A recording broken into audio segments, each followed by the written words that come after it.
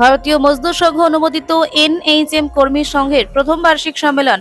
ভারতীয় মজদুর সংঘ অনুমোদিত national health mission কর্মী সংঘের প্রথম বার্ষিক সম্মেলন অনুষ্ঠিত হল আগরতলা নজরুল কলাক্ষেত্রে।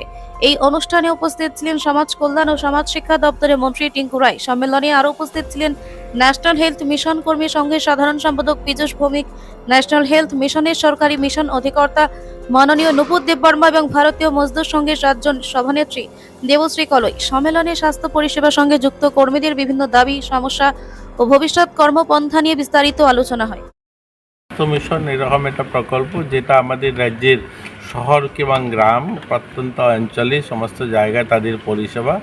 আজকে আমরা স্বাস্থ্য পরিষেবার অনেক পরিবর্তন হয়েছে। আমরা যদি দেখি আমাদের প্রত্যেকটা বিসিতে এবং ভিলেজে দুটো জায়গায় আমাদের আজকে সাব সেন্টার রয়েছে বা কমিউনিটি হেলথ সেন্টার বা আমাদের প্রাথমিক স্বাস্থ্য কেন্দ্রগুলো, এগুলোর যদি পরিচালনার দায়িত্ব তো এই এনএচএমের যারা কর্মচারীরা রয়েছে তারা চালিয়ে যান।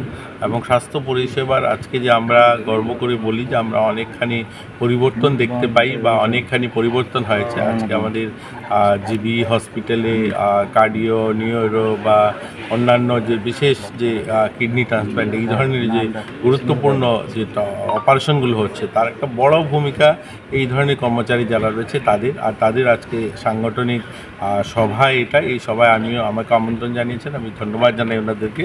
তো ভালো লাগছে আজকের অনুষ্ঠানে এসে তাদের এই সাংগঠনিক পথ চলা, সেখানে আমিও নিজে সামিল হলাম।